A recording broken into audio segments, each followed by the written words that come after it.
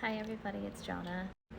Today I was reminded of a scripture verse from the Old Testament, and how it is logged in my memory is that the writer is talking about how God is like a mother eagle who stirs up her nest. Now, I certainly have plenty to learn about scripture and about birds, but the image that came to mind for me is one that's kind of disruptive.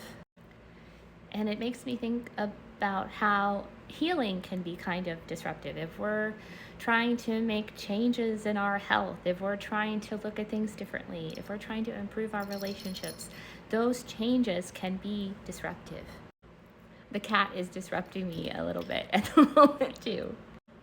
The other idea that I think of when I think about the mother eel stirring up her nest, teaching her little birds how to fly, is when we have challenge after challenge after challenge, where it feels like we're constantly, trying to navigate and respond to difficult things that come up in our days. It can be helpful to maybe think of those as disruptions. Think of those disruptions as like the nest being stirred up. We're being taught how to fly.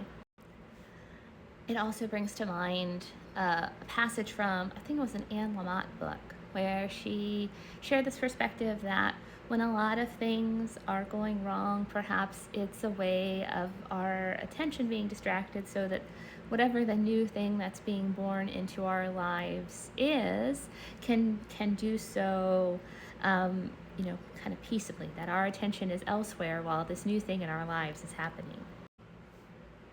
So it maybe doesn't take all of the sting out of the hard moments, but if we can notice the challenges and see them as an invitation into how we're participating in our lives, and less as evidence that we're getting it wrong or doing it wrong, but sort of being initiated into taking flight, that might be a helpful perspective for us to consider as we're moving down the path.